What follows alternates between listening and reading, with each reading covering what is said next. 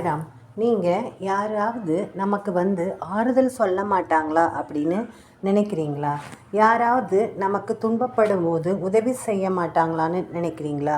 யாராவது நமக்கு தேவை செய்ய மாட்டாங்களான்னு நினைக்கிறீங்களா? யாராவது நம்மளுக்கு பசிக்கும்போது கொஞ்சம் சாப்பாடு போட மாட்டாங்களான்னு நினைக்கிறீங்களா? நம்ம ட்ரெஸ் எல்லாம் கிழிஞ்சு ஏதாவது இருக்கும்போது அந்த ட்ரெஸ்ஸுக்கு ஒரு தேவை இருக்கும்போது நம்மளுக்கு யாராவது வாங்கி தர மாட்டாங்களான்னு நினைக்கிறீங்களா? நம்ம ரொம்ப க்ளோஸான ரிலேஷனில் இதெல்லாம் எதிர்பார்ப்போம்ல. ஆனால் அவங்க எல்லாம் க்ளோஸாக தான் இருப்பாங்க. ஆனால் என்ன பண்ணுவாங்கன்னா, நம்மக்கிட்ட பட்டும் படாமையுமா இருந்துட்டு நம்மக்கிட்ட அப்படி பாசாக நடிச்சிட்டு போயிடுவாங்க. நாமளும் வாய் திறந்து கேட்க முடியாத சூழ்நிலையில் இருப்போம். ஆனால் ஒரு விஷயம் உங்களுக்கு நான் சொல்கிறேன். இப்பேற்பட்ட சூழ்நிலையெல்லாம் நீங்கள் இருக்கிறவங்களா இருந்தாங்கன்னா நீங்கள் கண்டிப்பாக ஒரு நாளையில் வாழ்க்கையில் ஜெயிப்பீங்க. இப்போது நம்ம வேலைக்கு போகணுன்னு ஆசைப்படுறோம். நம்மளால் எந்த வேலையுமே செய்ய முடியல. அதாவது வேலை நம்மளுக்கு அமையவே முடியல. ஒருத்தங்க நம்மளுக்கு தெரிஞ்சவங்கலாம் ஏதாவது ஒரு கடை வச்சுருப்பாங்க, இல்லைன்னா ஏதாவது ஒரு பெரிய ஆளுகளாக இருப்பாங்க. யாருக்காவது நம்மளை ரெக்கமெண்ட் பண்ணி அந்த வேலையில் சேர்த்து விடுவாங்களான்னு பார்த்தா அதுவும் கிடையாது. இந்த மாதிரி குறைகள்லாம் நம்ம மற்றவங்ககிட்ட எதிர்பார்ப்போம்ல. நீங்கள் ஒரு ஸ்டேஜில் நீங்கள் சூப்பரான ஆளாக இதெல்லாம் நிறைவான ஒரு அதாவது நிறைவாக இதெல்லாம் கிடைக்க பெற்றவங்களாக ஆகும்போது நீங்கள் மற்றவங்களுக்கு இந்த உதவியை செய்வீங்களா? கண்டிப்பாக. அப்பேற்பட்ட குணம் உங்களுக்கு இருக்கா? அப்படின்னா சாயப்பாவோட ஆசீர்வாதம் உங்களுக்கு முழுமையாக இருக்குதுங்க. ஆமாங்க, அவர் சச்சரிதத்தில் சொல்லியிருக்காரு, உங்கள் வீட்டை தேடி யாராவது வராங்களா, அவங்களுக்கு என்ன தேவைன்னு சொல்லிவிட்டு அவங்களோட தேவையை பூர்த்தி பண்ணுங்க. ரெண்டாவது, சாப்பாடு கேட்டு வராங்களா, உங்கள் வாசலில் சாப்பாடு கேட்டு வந்தாலும் ஏதாவது ஒரு உயிர் ஜீவன், அதாவது பூனையோ நாயோ மாடோ குதிரையோ எது நின்னாலும் அதோட தேவைகளை பூர்த்தி பண்ணுங்க. அது என்ன கேட்க போகுது? சாப்பிட்றதுக்கு தான் கேட்கும், சரியா? குதிரை தண்ணி கேட்கும், பூனை என்ன கேட்க போகுது?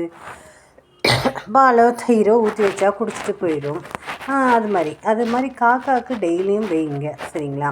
இந்த மாதிரி தேவைகள். அப்புறம் யாராவது உங்கள்கிட்ட காசு தேவை கேட்டாங்கன்னா, அது உங்களால் ஒரு 5000ரூவா கேட்குறாங்கன்னு வச்சுக்கோங்க. என்னால் 5000ரூவாலாம் கொடுக்க முடியாது, என்னால் அது முடியாது, இந்தாங்க 1000ரூவா தான் என்னால் கொடுக்க முடியும் அப்படின்னு உங்களால் முடிஞ்சதை கொடுங்க. அதை நீங்கள் எதிர்பார்க்க வேணாம், சரியா? அவங்க திருப்ப கொடுப்பாங்கன்னு எதிர்பார்க்க வேண்டாம். கொடுத்தா வாங்கிக்கலாம், இல்லைன்னா வச்சுக்கிட்டு போட்டோம். அந்த மாதிரி ஒரு மனப்பாங்கு இருந்தால் மட்டும் கொடுங்க. இல்லை அவங்களுக்கு கொடுக்கவே கூடாதுன்னு தோணுச்சுன்னா நீங்கள் மூஞ்சில் அடித்த மாதிரி சொல்லாமல், இல்லைப்பா என்னோடய சூழ்நிலை இப்படி இருக்குது, எனக்கு என்னால் இப்போ கொடுக்க முடியல, நான் ட்ரை பண்ண கிடைச்சா கொடுக்குறேன், என்னை நம்பாதீங்க, அந்த மாதிரி சொல்லி ஒரு அன்பாக சொல்லி அனுப்பிச்சுட்றணும். அப்புறம் யாராவது ஹாஸ்பிட்டலில் உடம்பு சரியில்லாமல் இருந்தாங்கன்னா போகும்போது வெறுங்கையோடு போக வேண்டாம், ஏதாவது ஒன்று வாங்கிட்டு போங்க, சரிங்களா? அதாவது அன்கண்டிஷனாக இருக்கிறவங்ககிட்ட போய் நம்ம எதுவும் வாங்க முடியாது. அவங்க நார்மல் வார்டுக்கு வந்ததுக்கப்புறமா நீங்கள் ஏதாவது ஒன்று வாங்கி கொண்டு போய் கொடுங்க. இப்போ வயசானவங்கள பார்க்க போகும்போது கூட ஏதாவது வாங்கி கொடுங்க. அவங்களுக்கு நம்மளை விட பெரியவங்களாக இருப்பாங்க, ஆனால் அவங்க நம்மக்கிட்ட சின்ன குழந்தைங்க மாதிரி ஏதாவது எதிர்பார்க்காங்க. தம்பி ஏதாவது வாங்கிட்டு இருப்பாங்க, பாப்பா ஏதாவது வாங்கிட்டு வந்திருக்குமா அப்படின்னு எதிர்பார்ப்பாங்க. சொந்த மகளாக இருந்தாலும் சரி, மகனாக இருந்தாலும் சரி, நம்மளுக்கு க்ளோஸ் ரிலேஷன் யாராக இருந்தாலும் சரி, நம்மக்கிட்ட அவங்களுக்கு ஒரு எதிர்பார்ப்பு இருக்கும், ஒரு சின்ன சின்ன இது பண்ணலாம். ரெண்டாவது என்னென்னா, குழந்தைங்களுக்கு உங்கள் வீட்டு பக்கத்தில் இருக்க குழந்தைங்களுக்கெல்லாம் ஒரு நாளில் சாக்லேட்ஸாக வாங்கி கொடுங்க, இல்லைன்னா பிஸ்கெட் வாங்கி கொடுங்க. அந்த குழந்தைங்களாம் ரொம்ப சந்தோஷப்படும் பாருங்கள். இது தீபாவளி அப்போல்லாம் எல்லாத்துக்கும் ஸ்வீட் கொடுங்க. அதாவது நம்ம ரிலேஷனில் இருக்கவங்க எல்லாருமே ஸ்வீட்டு எல்லாமே ஏதோ ஒன்று வச்சுருப்போம். ஆனால் நீங்கள் பார்த்தீங்கன்னா ரோட்டில் இருக்கவங்களுக்கெல்லாம் அந்த மாதிரிலாம் அவங்களாம் ஸ்வீட் எப்படி சாப்பிடுவாங்க? அந்த மாதிரி நம்மளால் முடிஞ்சதை கொண்டு போய் கொடுப்போம். நம்மளால் ஒரு 100 ரூபாய்க்கு ஒரு லட்டு 5 ரூபானாலும் ஒரு 20 லட்டு வாங்கலான்னு வச்சுக்கோங்க. 20 பேர்த்துக்கு கொடுக்கலாம்லாம் ஒரு லட்டு. இந்த மாதிரி நினச்சி பாருங்கள். நீங்கள் நான் உங்களை ஒன்றுமே செய்ய சொல்லலை, நீங்கள் அதை கொண்டு போய் கொடுங்க, இதை கொண்டு போய் கொடுங்க, இப்படி கொடுங்க, அப்படி கொடுங்கலாம் சொல்லவே மாட்டேன் நான், சரியா? நம்ம ஒரு மாதத்தில் ஒரு நிறைய ஒரு 10,000 சம்பாதிச்சாலும் நம்ம வீட்டுக்கு 100 200 செலவு பண்ணுவோம்ல, அந்த 100 இந்த மாதிரி சின்ன சின்ன விஷயம், இந்த மாதிரி ஒரு லட்டு 5 ரூபான்னு சொன்னா 20 பேர்த்துக்கு ஆளுக்கு ஒரு லட்டு கொடுக்கலாமா? யாருமே வேண்டான்னுலாம் சொல்ல மாட்டாங்க. அந்த மாதிரி சூழ்நிலை இருக்கவங்க அந்த ஸ்வீட் சாப்பிடணும்னு ஆசைப்படுவாங்க. நம்மளுக்கு சந்தர்ப்பம் கிடைக்கும் போதெல்லாம் நம்ம வீட்டில் யாராவது கெஸ்ட் வந்தால் வாங்கிட்டு வருவாங்க. நம்ம அப்பா நம்மளுக்கு பிடிச்சது வாங்கிட்டு வருவார்.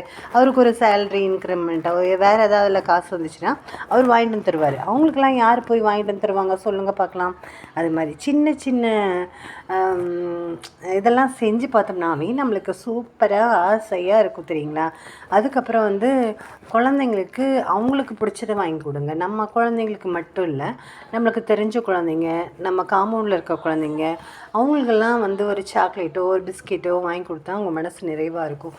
பலூன் கூட வாங்கி ஊதி கொடுத்தோம்னா சூப்பராக சந்தோஷப்படுவாங்க. ஒரு மனசுன்னு சந்தோஷப்படுற வேலையை நாம் சிறப்பாக செய்யலாம்ல. அது காசு பணத்துக்கெலாம் ஒன்றும் இல்லை. கடைசிக்கு சாயப்பா என்ன சொல்கிறாருன்னா, யாரையுமே விரட்டாமல் நீ எல்லாத்துக்கும் செஞ்சின்னா ஹரி சந்தோஷப்படுறாரு. அவர் தான் கடவுள்னு சொன்னதே இல்லை, இதையெல்லாம் செஞ்சால் ஹரி சந்தோஷப்படுவார் அப்படின்னு சொல்கிறாரு. சரிங்களா. அதனால் பார்த்திங்கன்னா நம்ம மற்றவங்கள சந்தோஷப்படுத்துவோம், முடிஞ்ச வரைக்கும் சந்தோஷப்படுவோம். 10 ரூபா இருந்துச்சுன்னா 3 ரூபா பிஸ்கெட் வாங்கி நாய்க்கு போடுங்க, ஒன்றும் தப்பில்லை. நீங்கள் நிறைஞ்சு வாழ்வீங்க, நீடூழி வாழ்வீங்க, வசதியாக வாழ்வீங்க, ஆரோக்கியமாக வாழ்வீங்க.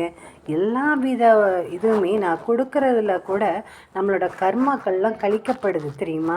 அது புண்ணிய கணக்கில் வரவு வைக்கப்படுது தெரியுமா. நம்ம கொடுக்குறோம், போகிறோம், வரோம், புண்ணியம் சேருது, அதெல்லாம் 2வது பிரச்சனை. ஆனால் நம்மளுக்கு என்ன வருதுன்னா ஒரு சந்தோஷம், ஒரு தவிர்க்க முடியாத ஒரு சந்தோஷம்.